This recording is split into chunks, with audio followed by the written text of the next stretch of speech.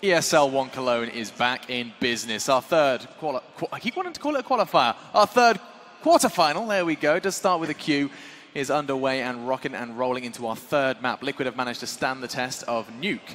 And you did just see ESL 1 moments.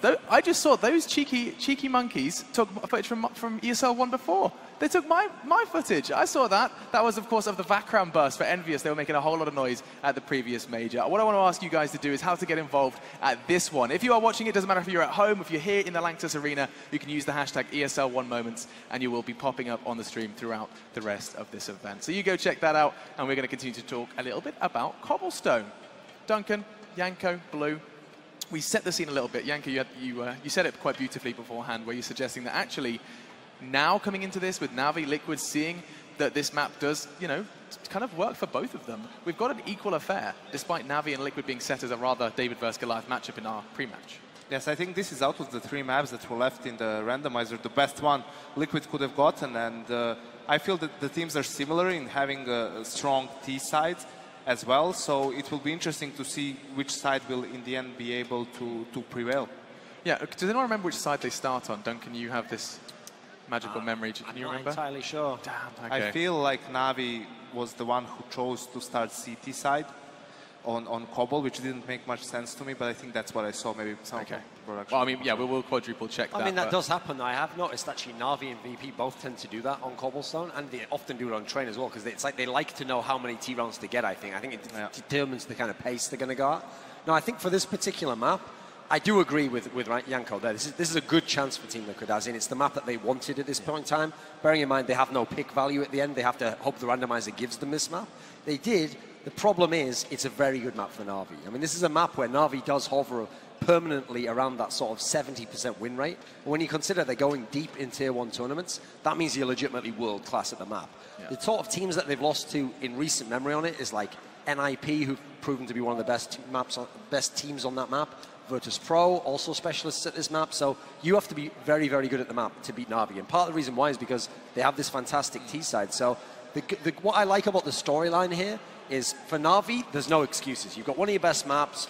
You're in the third map. It's against a team with less experience than you. You're supposed to win here if you're the better team. If you're Team Liquid and you can overcome NaVi in this scenario, then no one's going to be like the randomizer helped you in that sense. It's like they're one of their best maps as well. So you have to really take it from NaVi if you want to take this semi-final. There's no doubt they're going to have to work for it, Blue. But when I say Cobblestone, I do say Team Liquid.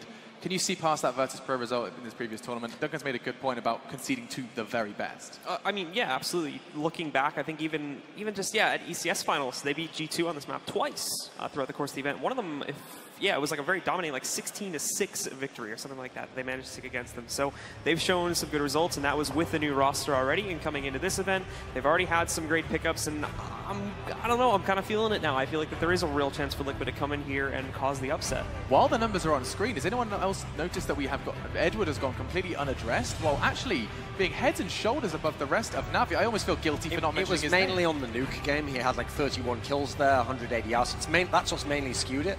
I'm actually going to tell you what I think is the X factor, because I've been watching NaVi over these last few tournaments. I watched them at E-League, and at the moment I've noticed the X factor for a NaVi win is nearly always Flamey. Now, it used to be because there was just Guardian, and then if Flamey came with a star performance, you could do as well. But I've noticed, regardless of what Guardian does, Flamey is really the barometer for the T side of NaVi. And so when Flamey's up at the sort of numbers he was for the whole series there, 80, 90 ADR, NaVi nearly always wins then. But on the last map, he was down at like 50 ADR. The same thing happened in E-League. The only maps they lost, he was 45 ADR, 50 ADR. So keep your eye on Flamey in this game. And if he's fragging well, if he's putting out good damage, NaVi's in position to win. If he isn't, then that's when they're going to struggle. And certainly people like Simple can pick up the slack for Team Liquid and take advantage. I know it's going to feel like we're mentioning all of NaVi's players on this map, but on Cobble in particular, I feel that also Seized is a very important player, because we emphasize the importance of the drop area, and Seized is the player that on T side is always lurking around that area, trying to find a pick. If his team is moving towards the A-bomb side, he will be in that position trying to catch off the rotators as well, and he usually tends to put up big numbers on this map for NaVi. Another important note too is looking at Liquid's CT side specifically, we saw how powerful they were able to use the shotgun on that last map. Cobblestone's easily a map where we've seen it used plenty of times before in drop room by Broken Wall. Notably on the B side, you could even push out A long and have a pretty useful position there with it if you can catch players pushing aggressively. With how potent Hiko was with it before, I'm not going to be surprised at all if we see that pickup coming in again with the Mag 7. I do realize that we've got some new viewers as well, and we keep talking about ADR. I just want to make sure I outline that's average damage per round, and a lot of the analysts will agree that that's one of the best ways to determine and gauge how well someone is performing. So a high ADR towards the hundreds, you are looking at a very good performance, nearly over 90 for Edward. So keep your eyes on Edward, as he is the top performer in this series so far. And the series does continue right here, right now. It's Cobblestone. Will Liquid manage to do it, cause a huge upset? NaVi have made 2 grand finals in a row at major events. Will the North Americans stand in their way? They're a new roster. There's a lot of question marks. Maybe those question marks will aid them as they battle to get one step closer to the semi-finals. Henry G and Sadakist are your casters for this one. Let's jump into Cobblestone. Thank you so much, Alex. Yes, let's jump head first into Cobblestone, because this has been an excellent series so far. If the group stage is anything to go by, this was the CIS major. 4 teams out of 4 make it through. Liquid as well with Simple on their roster, but Flipside don't make it out of the quarterfinals. And if NA wants any hope, they've got to silence NaVi right now. Chance to do it, but good map for both teams. Is it enough for NaVi if they can only get that 5 rounds that we talk about on their CT side? That's the magic number, though. You say it's normally enough, but that's normally more than enough on their T side. Like the guys described, their T side, it's such a well-oiled machine. And the thing is, they get their 5 rounds on the CT. That's just purely down to Guardian normally. He's so strong on that defensive side. He's very good at getting the first pick and being a little bit more aggressive than we're used to with him. He actually opens up the map for them, and they do struggle primarily towards that drop-down room. We actually casted a game earlier in this tournament with them, and if you remember, they were getting exploited there time and time again. They're really struggling to actually hold off anyone. We'll see what they can do here as we are getting into it. It's a 3rd and final map of this series, ladies and gentlemen. Let's make some noise as we see whether Team Liquid can overcome NaVi. 5 sets of armor for the boys on the CT side. This will be a fast play towards long A from Liquid. Quick counter boost to drop as well from Seized, though. Hiko's kind of waiting for this, but it'll be interesting to see what they can get from that information. With Edward already up on the platform, they're rotating Flamey early toward this A side, but Liquid slowing it down. And I wonder if Hiko has a read on this boost, and that's perhaps why, because they know there would be so much information given to NaVi when that is discovered. So you can see Nitro and Elige, they've got control of long A right now. This could be an A split coming in. So you'll see Hiko, he's going in first, and this first kill, very important indeed. Sees it's all in at this stage, and they're trying to see whether there's any sort of threat there. So they are aware this is a possibility. And see told his nerve and at least find 1 kill. JDM's going to be the one to go in across their placement, not accurate enough. Or at least the reaction time as JDM takes down Seized. Flamey now, the next one in drop. He's got flashes going in against him. That puts Pico in perfect position. All right, doesn't blind him, but him forcing to be relocated means Hiko can get the jump. Simple takes a shot on Edward. JDM just has to watch for Zeus coming around. There's two players still coming in at the A side as well. Zeus is going to get Simple. Bomb is still in that drop room, but with the two players rotating to catch out the CT players and pinch them in that connector, it's pretty much done deal for Bomb, and it can go back to A now as well. Yeah, the idea was originally there to get that A split rolling, but they found so many kills towards B. The players that are holding towards A actually came with the rotations kills. That was the CT waiting in the connector room, so that worked out very nicely. It's going to be a 4 versus 1 now, guarding the last remaining player. He's got armor. At this point, he has options. He can try and farm some cash, get some kills with the USP, get $300 for each one he finds, or he saves the armor and takes it to the next round.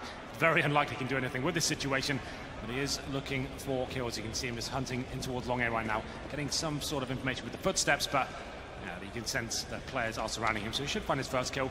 That'll give away his position and he'll struggle after that. Okay, wow. That's a nice shot. Lovely stuff again. Right there. So I don't want to paint a picture too vibrantly early. It's obviously only round 1 done, but you've got to play every single round. You can't come in and build into the game. Obviously you do in terms of adrenaline, in terms of strat calling and adaptation to the teams, but from NaVi, we talked about the 5 rounds. Getting a pistol on their CT side often is huge for them. Now they've got a tough ask. We know they're not that proficient on this CT side, so just to give an idea of the sincerity and just how much this actually means for Liquid to get this start, it's pretty crucial. Oh, absolutely. This is fantastic for them. It's going to be round number 2. So they're going fast towards long A here. It's not my favorite approach on the anti-codes, can cause a lot of trouble here, but luckily for them, there's not going to be CT crossfires waiting on the other side. Guardian and Zeus are towards middle. They can hear the rotations coming in as well, so Alish, he'll be focused towards mid and trying to take their attention away from side Ali, but here comes the first shot. He's got that Mac 10, finds 1 kill. Gone with a second, but does a ton of damage towards Guardian. Followed up, but Hiko committing that far into the corner means he's going to get a jump on him. It doesn't really matter, though. Alish and JDM now pull it right back as Edward with a deagle. Just a deagle, no armor, no kit, no nades, but still doesn't really want to, give that gun away because he won't be able to buy anything in this next round on the CT side in order to bring out utility on round 4.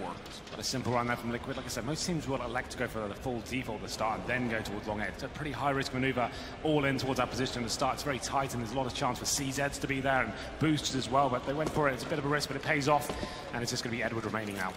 And it was Seed that found 1 kill, but that's all they really got of it. Bomb planted, round over.